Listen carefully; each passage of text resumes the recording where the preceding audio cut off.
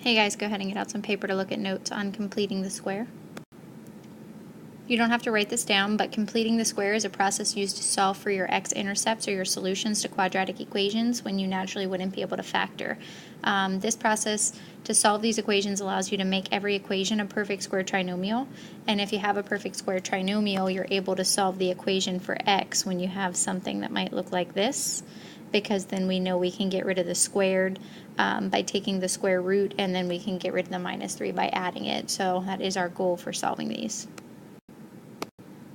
Okay, so these are your steps for completing the square, and it might be a little weird until you see it in actual math terms, and the best way I can describe it is to first get the a and b terms on the same side of the equation and basically move your constant away from those to the opposite side. Then if a is greater than 1, we're going to divide everything by its coefficient so that a can become 1, and then we're going to make a new c value that's on the same side as your original a and b, and the way we're going to do that is we're going to take the b you already have and we're going to divide it by 2 and then square it. And then whatever that value was, you're going to have to add it to this opposite side of the equation as well, because if we're making the new c 25, then we've got to add 25 on the other side of the equation to keep the sides equal because of that addition property of equality. And then from there, you're going to be able to factor the one side of the equation since you've just now created a perfect square trinomial, and you'll factor it in the format where you have two of the same binomials. And then we'll be able to solve for x. Like we said before, you'll be able to just take the square root of both sides and then add or subtract whatever the a value was. So this is kind of just taking a look at how we're going to make things a perfect square trinomial. So this is just that part of creating it. So you would take whatever your b value is, you would cut it in half and then square it, and then what that does is that would make this trinomial a perfect square, since the last number would definitely be a perfect square and the middle number is the square root of it doubled. And so we'll take a look at actually doing these now. So here's what it would look like if you have to create a perfect square trinomial out of something like x squared minus 3x plus c.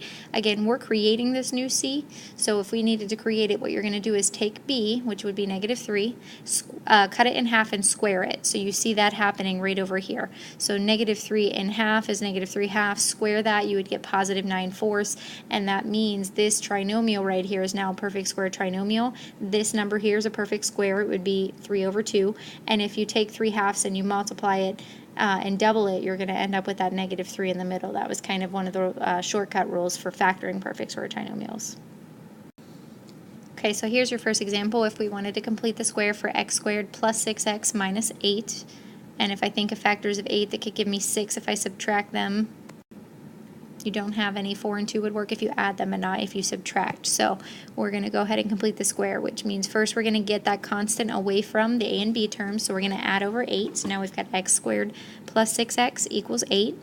From here, what we're going to do is we're going to make a new value, a new c value on the left side that happens to be a perfect square number. So if we're going to do that process, we're going to take the b term that you already have, so 6, cut it in half and square it. So 6 over 2 is 3, 3 squared is 9. So that means in order to make this a perfect square trinomial, we're going to add 9, but because you add it to one side of an equation, you've got to add it to both, or these would not remain equal, because remember, we're not really changing anything here, we're just kind of reworking it to make it work in our benefit as a perfect square trinomial.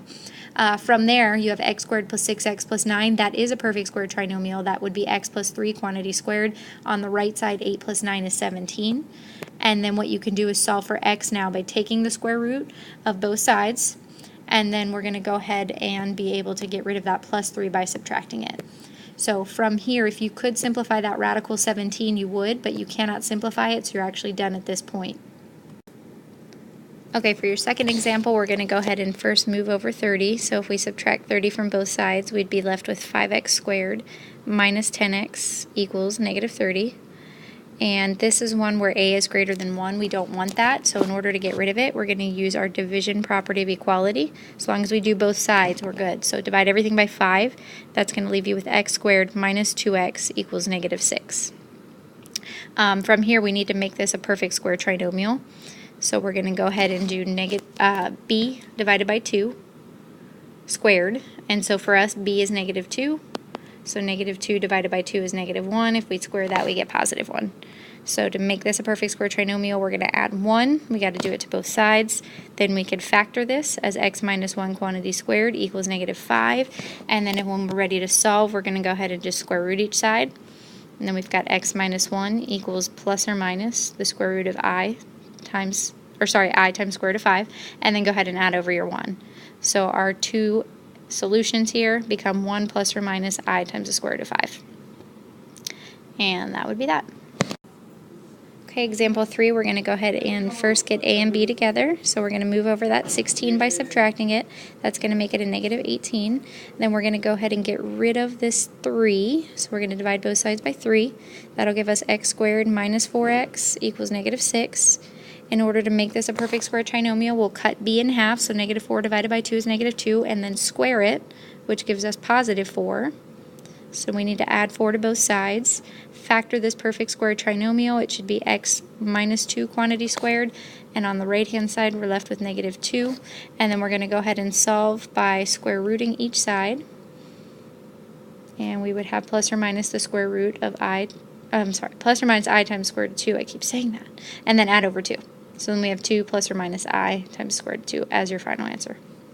So completing the square is just another method that you can solve quadratic equations for your solutions when you can't factor and or maybe you just don't want to use the quadratic equation. This is another go-to. Okay, last example we'll look at together, example 4. So I need to bring over my 5x, keep negative 8 by itself. We're going to get rid of that 2 by dividing everything by 2. So now we're left with x squared minus 5 halves x equals negative 4. We need to make this a perfect square trinomial, so this part's where it might get a little tricky. B over 2 is negative 5 halves divided by 2, and I'm going to write it this way because then maybe that'll help spark your brains. If you're dividing fractions, you're really multiplying by the reciprocal. So negative 5 halves divided by 2 is the same thing as times 1 half, which means this is really negative 5 fourths, and then we're going to square it. So then this value as a perfect square trinomial is going to be 25 sixteenths. So the fractions are where it starts to get a little bit tricky. And remember, we got to add it to both sides. And then we can factor this. It's literally just going to be the square root of 25 sixteenths, which is 5 fourths, minus, because your b term was a negative. And then on the right-hand side, 25 sixteenths minus 4 as a fraction would end up being negative 39 sixteenths. And I'm just going to keep it as an improper fraction. So then when we go to solve, we're going to go ahead and square root each side, and this is why I kept it a fraction. Then we have x minus 5 fourths equals the square root of negative 39 over 16. What I'm going to do with that is I'm going to keep my square root of 39, and that cannot be simplified, but if I make my denominator the square root of negative 16, I can take the square root of that. That's going to just be 4i as a denominator, and you're just going to keep it there for right now. So now I have x minus 5 fourths equals plus or minus the square root of 39 over 4. And I'm actually going to go ahead and take that I out and just put it in the front. And you're allowed to do that because technically that negative could have been with 39 or 16. So you could just take that negative out as an I. And then our last step is to add over our 5 fourths. So now we've got 5 fourths plus or minus I times the square root of 39 over 4. And we're okay to leave this as an answer since there technically are no radicals as denominators and nothing that you would have to simplify from here, so you're good to go. And just some other thing to point out about this, because your denominators are the same, you may see this written out on a test where they combine the two fractions and actually put it together all over 4 this way. Because they're the same denominators, you can put them together and do it that way, so I just want you guys to be aware of that. Okay, go ahead and try these 4 on your own and then press play when you're ready to check them and see how you do with completing the square. Alright, so for your first example, you should have had x equals 2 plus or minus 3i, and you would have first moved over 4x and made it a perfect square, and b over 2 squared would have been 4.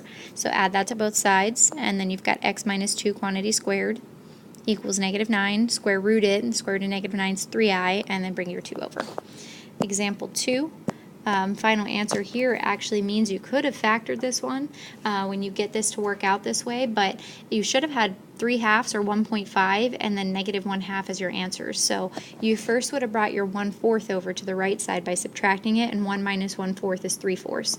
Then we needed to make that new c value to make this a perfect square trinomial, so half of b would have been 1/2 squared is 1/4. So now we are adding 1/4 to both sides. That gives you 1 on the right side. And then we're going to go ahead and square root it. So square root of 1 is just positive and -1, and then add over your 1/2. And since at that point right here, those are actually numbers that you can do the math to, you're going to actually do 1/2 plus 1 and then 1/2 minus 1. So your final solution is 3/2 and -1/2. Third example, you should have had -3 plus or minus the square root of 11. So again, bring 8 over, divide everything by 4, and then make a perfect square trinomial by adding 9 to both sides, factor it, square root both sides, and then subtract 3. And then last one, number 4, again, bring over the 9 first, divide everything by 3, and then make a perfect square trinomial by adding 4 to both sides, factor the left, and then solve for x by taking the square root and subtracting 2. So -2 plus or minus the square root of 7. So that is it for completing the square. It's going to actually lead into what we're going to look at next class, which is vertex form. Hopefully you found it pretty easy. It's kind of a cool process if you don't like using the quadratic equation.